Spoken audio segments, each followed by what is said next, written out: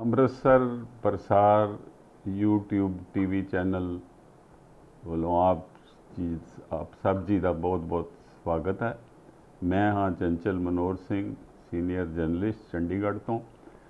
ਆਪ ਦੇ ਸਾਹਮਣੇ ਮੈਂ ਇੱਕ ਬੜੇ ਅਹਿਮ ਮੁੱਦੇ ਉੱਤੇ ਚਰਚਾ ਕਰਨ ਜਾ ਰਿਹਾ।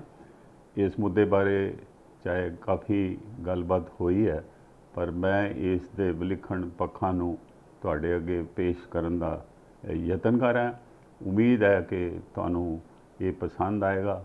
ਇਹ ਮੁੱਦਾ ਜੋ ਅੱਜ ਅਸੀਂ ਚਰਚਾ ਲਈ ਆਪ ਜੀ ਦੇ ਅੱਗੇ ਸਨਮੁਖ ਰੱਖਿਆ ਹੈ, ਇਹਦੇ ਵਿੱਚ ਇਹ ਹੈ ਦਰਬਾਰ ਸਾਹਿਬ ਵਿੱਚ ਜਿਹੜਾ ਸ਼ਬਦ ਕੀਰਤਨ ਹੁੰਦਾ ਹੈ, ਉਸ ਸ਼ਬਦ ਕੀਰਤਨ ਦਾ ਵਪਾਰੀਕਰਨ ਨਹੀਂ ਹੋਣਾ ਚਾਹੀਦਾ। क्यों नहीं होना चाहिए उस बारे दसांगे। और इस दी जिहड़ी सब तो अहम गल है वो ये है कि साडा दरबार साहब सिख कौम की सब तो सर्व उच्चतम साडा गुरुद्वारा है, धार्मिक स्थान है। और इस दी जिहड़ी साजना सिरजना ते इस दा करन विच साडे 3 गुरु साहबान साहब ने योगदान पाया। जिस हरमंदर साहब नूं 3 गुरु साहबान दे हत्थां दी छोह प्राप्त होवे, उहदे अंदर जिहड़ा शब्द कीर्तन कीता जांदा है गुरु ग्रंथ साहब चों, उस नूं बेचना ते वपारीकरण करना ये बहुत निंदणयोग कारज है। और इहदा सब तो जिहड़ी सीरीयस गल मैनूं ये लगदी है भी इस जिहड़ी इतनी सुंदर इमारत है, इहदे विच जिहड़ा शब्द कीर्तन हुंदा उहदा मुੱਲ किवें निश्चित किया गया। सवाल है कि 3 साडे गुरु साहिबान वालों श्री अमरदास जी, श्री रामदास जी, श्री गुरु अर्जन देव जी, 3 गुरु साहिबानां दी छोह नाल बनी हुई इस इमारत नूं इस तरह मुੱਲ लगा के उहदा वपार करना, और वो भी उस पार्टी वालों किया जा रहा है जिहड़ी अपने आप नूं सिख कौम की पार्टी कहती है। और वो अकाली दल दे प्रेजिडेंट सुखबीर सिंह बादल का PTC TV चैनल है। ये जिहड़ा चैनल है इस नूं मोनोपली दी हुई है, एक अधिकार दिता है कि ये सिर्फ ये चैनल ही इस उपर इत्थों की गुरबाणी का वपार कर सकता है।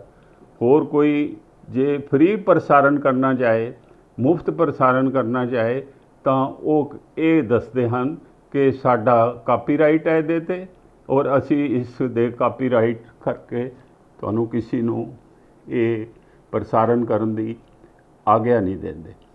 हुण सवाल यह है कि भी बीबी जगीर कौर ने 1998-1999 जदों वो पहली बारी SGPC के प्रधान थापे गए, उन्होंने सरदार प्रकाश सिंह बादल प्रेजिडेंट श्रोमणी अकाली दल ने उन्होंने एक चिट्ठी राही नियुक्त किया, तो सारे SGPC मैंबर साहब ने अपनी उहदे विच हाँ प्रगटा के उन्होंने प्रधान बनाया।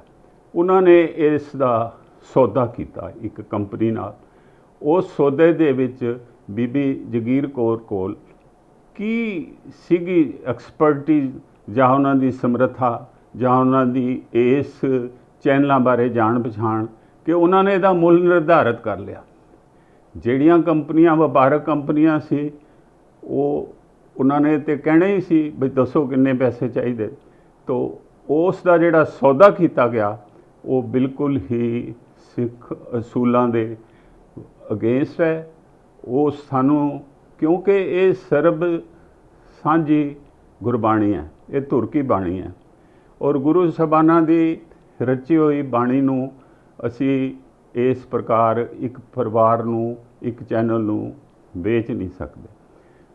इस तो भी महत्वपूर्ण गल है कि जिहड़े अंदर जद असी इसका सौदेबाजी विच ही पै गए, तो फिर इसका जिहड़े शब्द कीर्तन करन वाले ਜਿਹੜੇ ਰਾਗੀ ਸਾਹਿਬ ਹੈ ਹਜੂਰੀ ਰਾਗੀ, ਉਹਨਾਂ ਦਾ ਆਪਣੇ ਸ਼ਬਦ ਕੀਰਤਨ ਤੇ ਕਾਪੀਰਾਈਟ ਵੀ ਬਣਦਾ।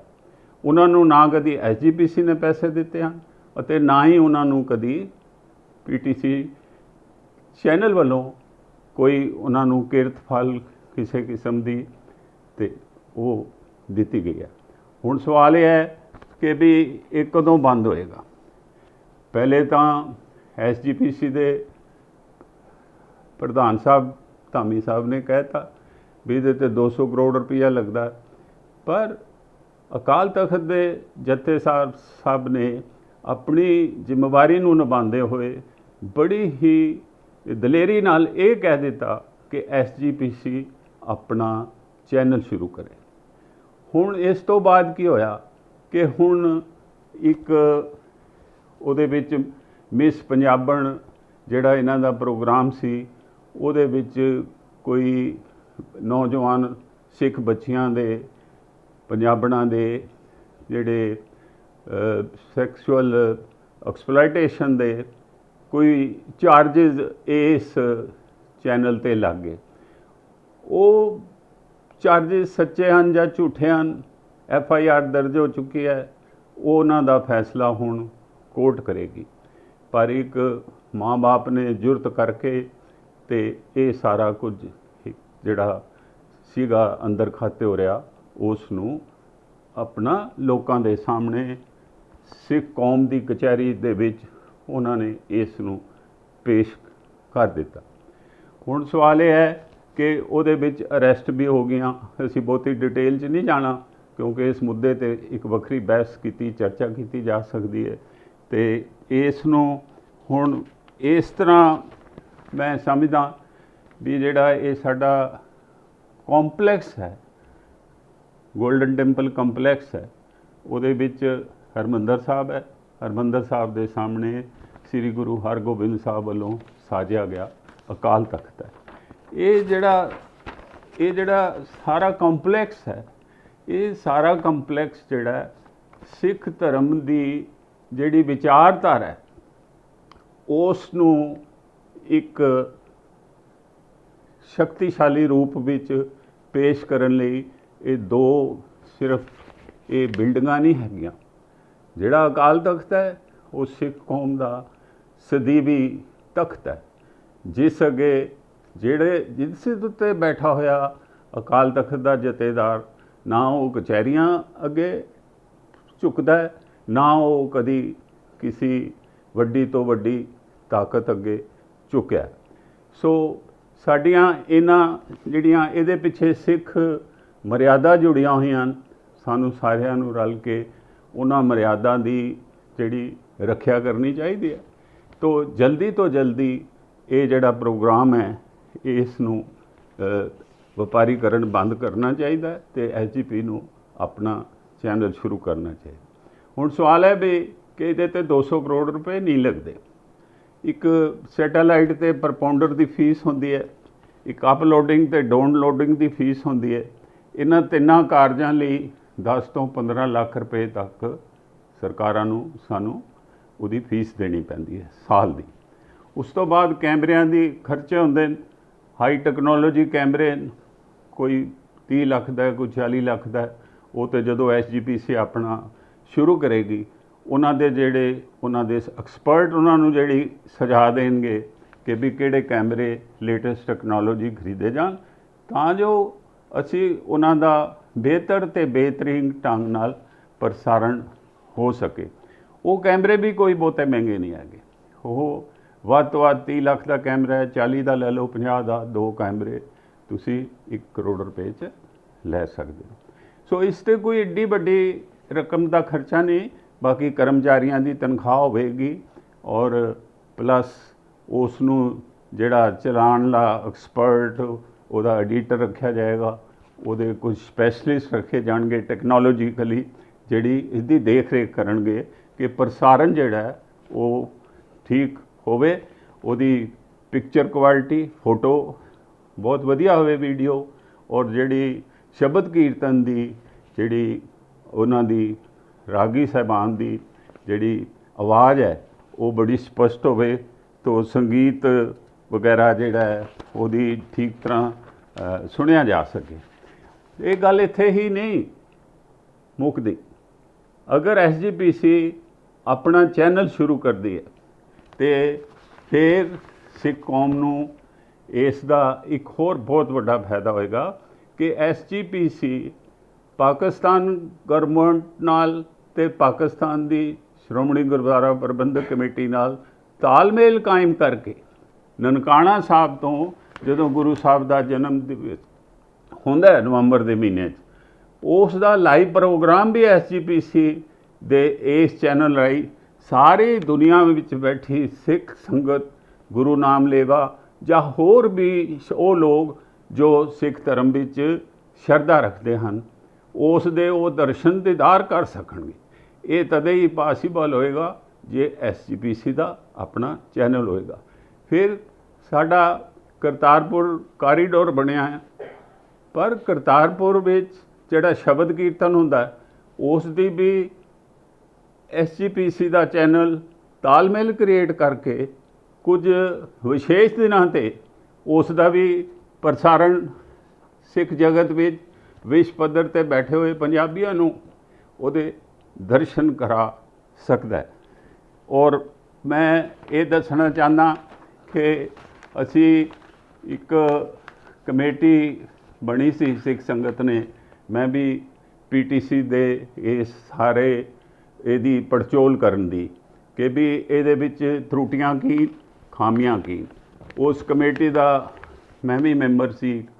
असी उस दी रिपोर्ट जिहड़ी है 60 पेज की वो छापी है। इहदी छापण दी मायक मदद श्री गुरु केंद्री सिंह सभा चंडीगढ़ ने कीती है। उन्होंने इहदियां बड़ियां थोड़ियां कापियां छापियां। उन्होंने असी बेनती करते हैं कि भी होर कापियां जाके भेजन। उस रिपोर्ट में असी ये पाया कि भी इहदे विच बड़ियां त्रुटियां एक पासी सौदा किया गया इहदे विच। और वो जिहड़ा सौदे दियां जिन्नियां हैगियां सैक्शनस आर्टिकल वो सारे PTC दे हक विच हन। अते कई बारी इन्हां ने प्रोग्राम दे बड़े लंबे समय जिहड़ी मन्नी हुई उहदी किश्त सी साल दी वो भी कई जगह नहीं की।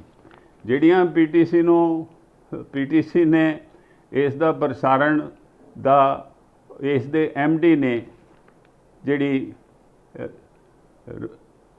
लिखी ने इंटरव्यू लई उहदे विच बड़ी SGPC दे सिख कौम दे जिहड़े महान योद्धे होए सरदार गुरचरण सिंह टोड़ा जी उन्होंने बड़े छोटे रूप च पेश किया।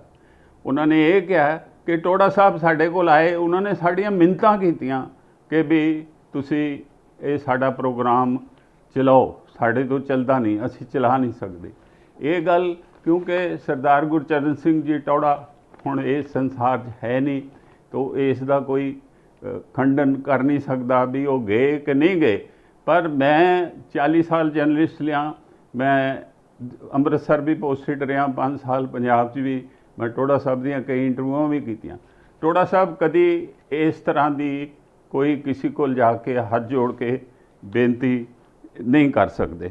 सो मैं इस दे अंत विच इक्को गल कहनी है कि भी ये हुण थोड़ा जिहा मैं अपने चैनल बारे दसना चाहना भी जिहड़ा असी चैनल शुरू किया है ये बाकी दे पंजाबी दे YouTube चैनलों नालों कई गल्लां विच विलक्षण होएगा, क्योंकि इहदे विच असी भारत, पाकिस्तान, साउथ एशिया दे मुल्कां दियां कई डिवेलपमेंट्स बारे भी चर्चा करिया करांगे अते अपने दर्शकों नूं उस नवीआं जिहड़ियां गल्लां इन्हां इस खिते बारे उन्हां दी पहचान भी करवाउण दी कोशिश करांगे। और इस दे नाल ही मैं अपनी अज दी इस नूं कंप्लीट करदा ते मैं दर्शकों का बहुत बहुत धन्नवादी हाँ कि इस नूं असीं शुरू च ਇਹ ਸਾਡਾ ਪਲੇਠਾ ਪ੍ਰੋਗਰਾਮ ਹੈ ਅੱਜ ਦਾ।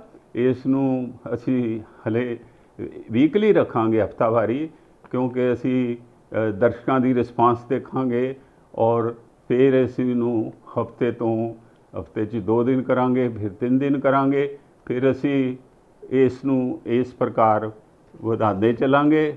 ਮੇਰੀ ਤੁਹਾਨੂੰ ਸਾਰੇ ਦਰਸ਼ਕਾਂ ਨੂੰ ਬੇਨਤੀ ਹੈ ਕਿ ਤੁਸੀਂ ਇਸ ਨੂੰ ਲਾਈਕ ਵੀ ਕਰੋ ਅਤੇ ਇਸ ਨੂੰ ਸਬਸਕ੍ਰਾਈਬ ਵੀ ਕਰੋ। ਤੁਹਾਡੇ ਲਾਈਕ ਕਰਨ ਅਤੇ ਸਬਸਕ੍ਰਾਈਬ ਕਰਨ ਨਾਲ ਸਾਡਾ ਹੌਸਲਾ ਵਧੇਗਾ, ਸਾਨੂੰ ਪਤਾ ਲੱਗੇਗਾ ਵੀ ਸਾਨੂੰ ਸਰੋਤਿਆਂ ਦੀ ਜਿਹੜੀ ਇਹ ਕਿਤਨੀ ਰਿਸਪਾਂਸ ਹੈ। ਅਸੀਂ ਉਸ ਰਿਸਪਾਂਸ ਨੂੰ ਹੋਰ ਵਧੀਆ ਤੋਂ ਵਧੀਆ ਚਰਚਾ ਦੇ ਪ੍ਰੋਗਰਾਮ ਲਿਆ ਕੇ ਨਵੇਂ ਮੁੱਦਿਆਂ 'ਤੇ ਤੁਹਾਡੇ ਕੋਲ ਆਵਾਂਗੇ। ਇਹਨਾਂ ਸ਼ਬਦਾਂ ਨਾਲ ਮੈਂ ਆਪ ਜੀ ਦਾ ਸਭ ਦਾ ਧੰਨਵਾਦੀ ਹਾਂ ਜੋ ਇਹ ਪ੍ਰੋਗਰਾਮ ਦੇਖ ਰਹੇ ਹਨ। ਧੰਨਵਾਦ।